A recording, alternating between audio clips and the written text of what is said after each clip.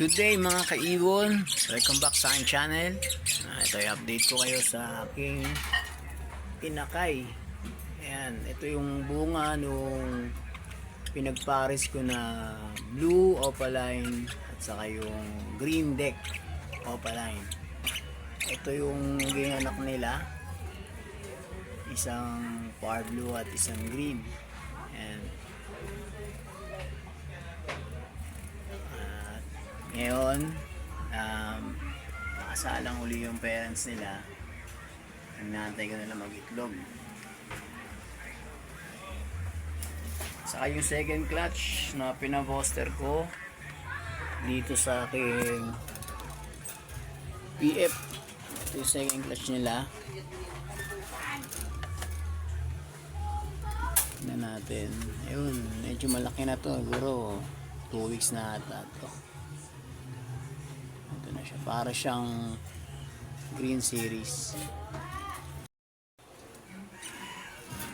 Yan. At yung update naman sa second clutch nung blue opa at green deck opa. Ayan, dito ko siya pinaposter sa green PF opaline at yung blue U-wing split opaline.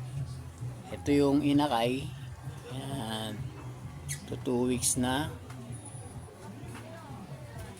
Siya. Ito yung inakay, magto 2 weeks na. Pag natin dito. Tingin ko green series siya, no? Para siyang pastel.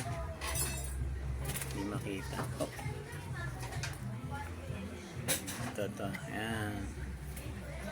Puro tansya ko dito 2 weeks. Green series nga siya kasi parang may pula-pula siya sa noo. Yan, tansya ko dyan is 2 weeks old. Balik na natin. Ayan.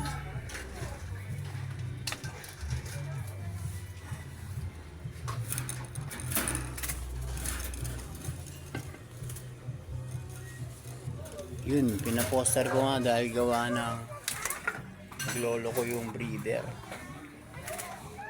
Nuhulog niya yung mga inakay niya ay yung mga itlog na papisa. Ayan, one time nakita ako sa na hinulog mismo ng cock dito. Tapos tinuka-tuka niya. Kaya ako nilipat. Ayan. Ito yung pamoster ko na back to back green deck opa. Ayan, kapag ito naman nagka-itlog, lilipat ko ulit yung itlog nito para mabuhay ko yung mga anak. Ayan, at may bago pala akong acquired na ibon. Ayan siya, Aqua B2 opaline. Binangga ko siya sa par blue na deck opaline. Tisino na pala to kasi sure split sa ino. Yung kaparas niya kasi na Lutino, nagitlog na sila, tapos inakay, kaso hindi nabuhay. Ino yung lumabas. Yan, pinalitan ko na lang din kasi parang hindi sila match. Tagal na hindi sila nakakabuhay ng itlog. Yan, yun lang mga kaibon ng aking update. Yan, yung aking inakay na galing blue opa